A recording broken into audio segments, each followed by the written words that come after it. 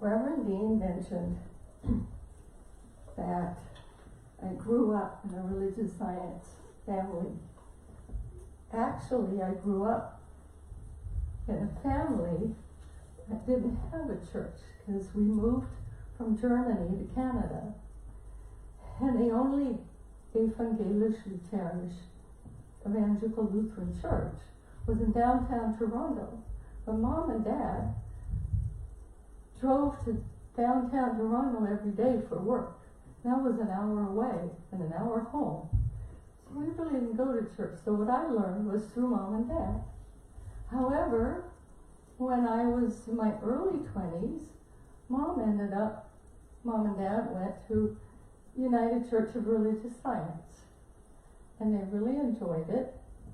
And Mom started taking classes to become a practitioner. And then she went on to become a minister. And she would come home from her classes and tell me things, and I thought, I knew that, why didn't she know that? And anyway, so the bottom line is I followed, became a practitioner. I am not a minister. And now I'm here. But as you know, it was in around 1886, when New Thought came to the United States, or was spreading through the east coast of the United States. And that was when Ernest Holmes, who was the founder of religious science, and Myrtle and Charles Fillmore started studying New Thought. And that also included Mary Baker Eddy from Christian Science. And they all studied New Thought, and I'm just going to focus on Myrtle and Charles. So they started taking classes from E.B. Weeks, and as a result of what Myrtle was learning and about prayer, she was able to heal herself from tuberculosis that she'd been having for a long time. I don't think at that time they had the medication they needed to beat tuberculosis. And then Charles followed by working on himself with prayer, and he actually healed from a childhood injury where he injured his leg and ended up having to wear shoes with a big heel. But ultimately his leg grew, and he's being an adult now. His leg did grow, and he didn't need those shoes, and he didn't need a cane anymore. So then in 1889, Myrtle started writing the publication Modern Thought. In 1890, Myrtle and Charles started a prayer group, and that's what turned into Silent Unity. And then 1890s, that's when they started Unity Church. Now, Robert R. Barth, he had studied physics and mathematics, and then got a master's degree in astrophysics. That spurred him on to become a Unity minister. So then in 2004, he became the director of prayer research with the goal to, quote, create harmony in a place that does not exist, which is between religion and science. So anyway, in his paper, and I have a copy of it, if you would like it, I can email it to you, just let me know. But in his paper that he wrote, The Office of Prayer Research, a bridge of information and understanding between science and religion on the scientific study of prayer. And he wrote this in 2005. Now he had a lot of different studies in there, and one was conducted by Randolph Bird over a 10-month period between 1982 and 1983.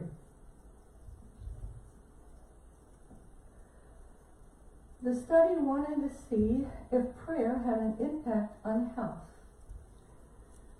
So Randolph Baird customized a double-blind study consisting of 393 patients in a coronary care unit.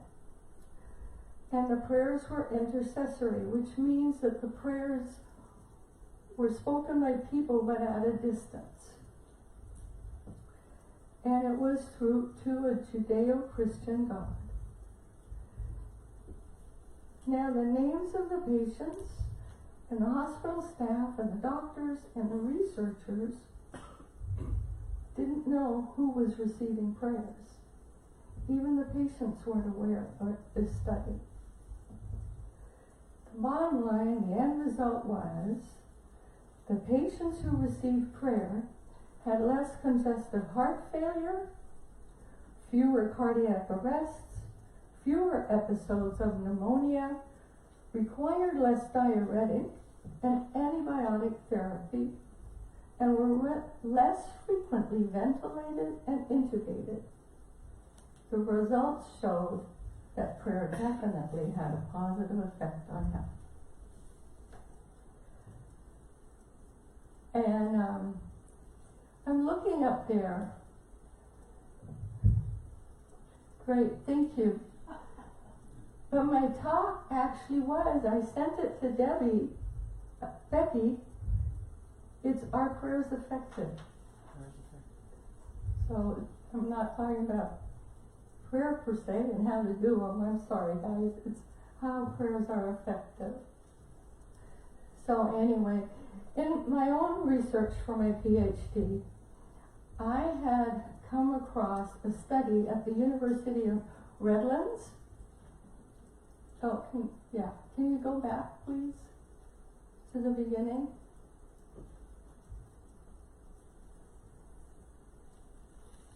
Thanks. So, at the University of Redlands, California, in 1951, Dr. William Parker and Elaine St. John did a study. Go ahead.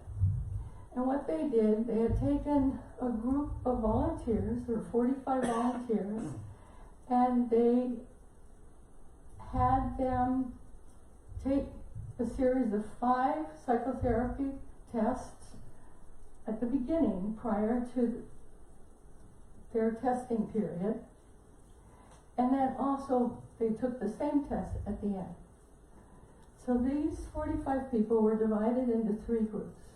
The first group was the Just Plain Psychology Control Group. The second group was the Just Plain Prayer Control Group. And the third group was the Prayer Therapy Group. Now, the Just Plain Psychology Group, they saw individual counselors. However, the group themselves did not interact with each other. They didn't know who the other 15 or other 14 people were. And it's the same with group 2. Those 15 didn't know who the other 14 were. So, but with group 1, the psychologist received information as a result of the testing. And so they then worked with the student or volunteer, and they discussed, so these are the issues I think we should work on. And so that's what they did. It was a 9-month study. They had 9 months of free psychotherapy. Hold on, keep going a little fast, thanks. I'm a little slow. Group 2 was just plain prayer. Now, these were individuals that felt that they were good at praying and they could pray for themselves. And so they were told that they should pray, believing ye have received and ye shall receive. So that's the instructions they got. That's what they were supposed to pray for. And then group 3 was the prayer therapy group. Now this group, they did get together, and they did meet each other, and they worked together for 9 months. They worked in group therapy. And what happened there was that before the group therapy session started, and it was a weekly session, they received a sealed envelope, and it said in there it suggested what they should work on in the group therapy session. And so that's how it went forward. Okay, thanks. After the 9 months and 10 days, they of course also got tested again. The Just Plain Psychology control group had a 65% improvement. So they made some changes and they worked on their issues. Group 3, the prayer therapy group, they had a 72% improvement. So 7% more. But group 2, the plain prayer control group, this group had no improvement whatsoever. The researchers felt that these people asked amiss. They didn't get the needed insight of what the tests revealed. So I really don't know what kinds of prayers they had. I don't know if they said, do I have issues? Do I need to work on issues? Guide me? Whatever. But they didn't. And the problem is they were not able, what the researchers found, they were not able to let go of guilt and self-deprecation caused by believing that they were sinners and unworthy. As a result, they were feeding their unconscious self-condemnation, self-pity, and helplessness. As a result, their prayers were of a pleading nature, hoping God would bestow a miracle upon them for change. As they did not receive answered prayer, it reinforced a sense of worthlessness. They did pray as they believed, and they did get what they believed, which was negativity. They hadn't learned anything. So, had they been guided to a different God, as the prayer therapy group had, then perhaps they too would have received answered prayers in the affirmative fashion. Group 2 got very little guidance and no information regarding the test results and to guide them to where they needed to improve. So basically, this was a group that was floundering. But now with group 3, I really don't know when they prayed. They didn't say anything about the timing and how that worked. Whether they prayed as they came into the group therapy session, whether they prayed afterwards, whether they prayed at home for themselves, whether they prayed for each other, I have no clue. They didn't address that at all. They just said that this group prayed in addition to their psychotherapy. So it would have been interesting. But anyway, okay, I think we can move on. So as Dean said, I was with United Church of Religious Science, and I also worked at World Ministry of Prayer for several years.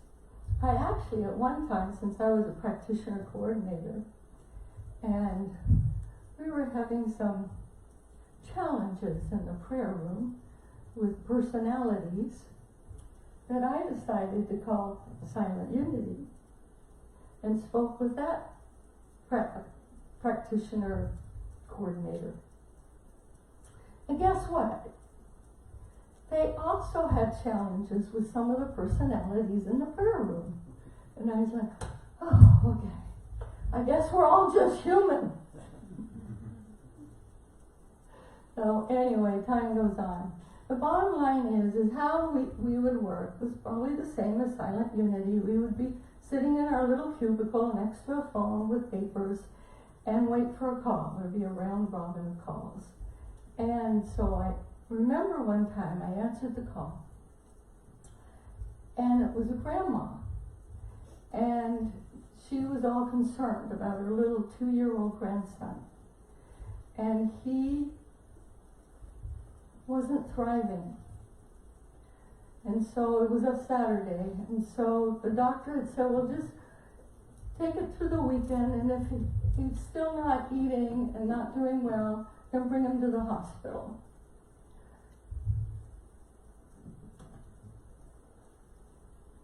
So how would you all react to get a call like that?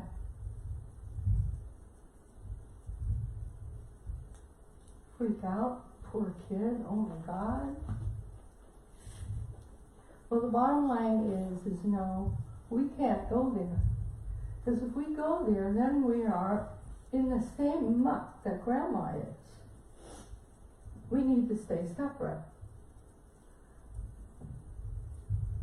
So I did. And I prayed for this little one. And I prayed for inner peace for Grandma and the entire family, knowing that this little one is whole, perfect, and complete.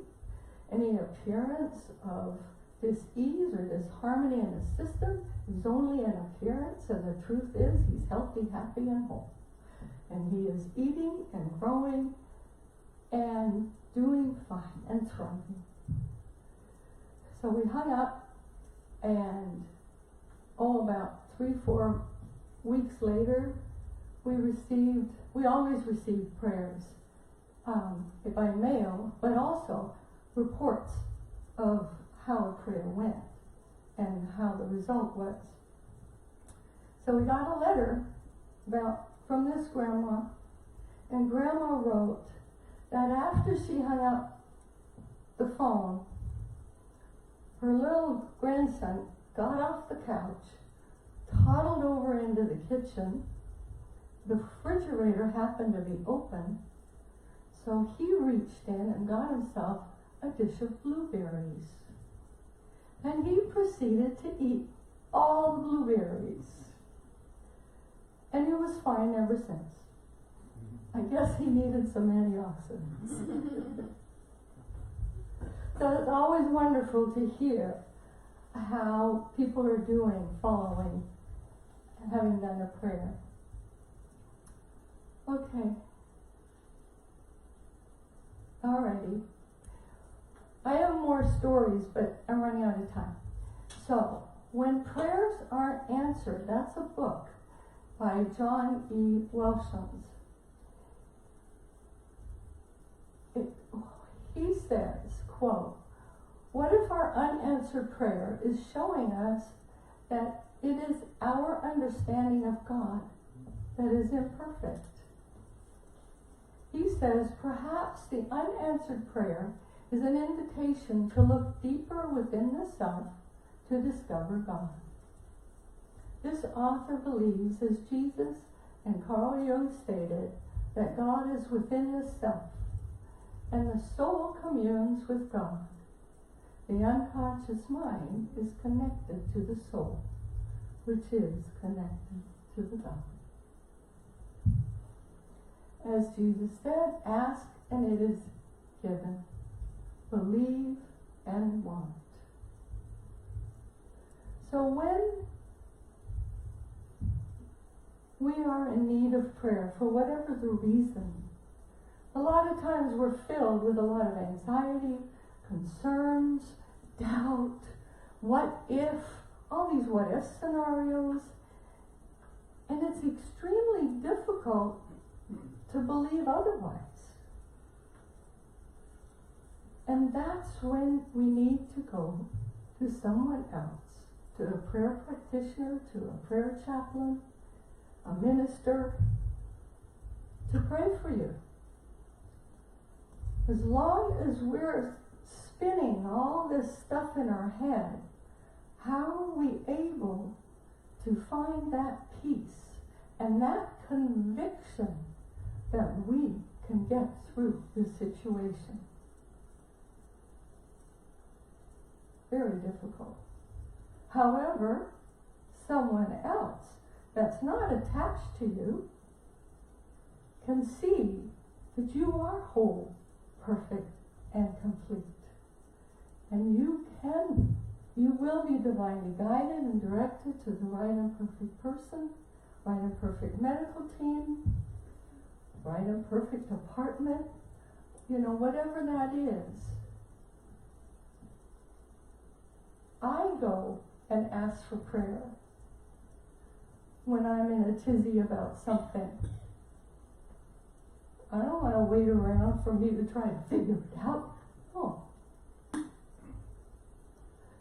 I remember a client once saying to me, why do things not work out? I plan it, I organize it, and it just doesn't work. And it's only when I throw myself on the ground and I pray, that's when it finally works. That's because she finally let go. She finally let go of her control and opened it up to God, and God said, okay, now we can work with this. So anyway, so that's the end. I've run over. If anybody wants any prayer or has questions, you're welcome to talk to me afterwards. Namaste. Thank you.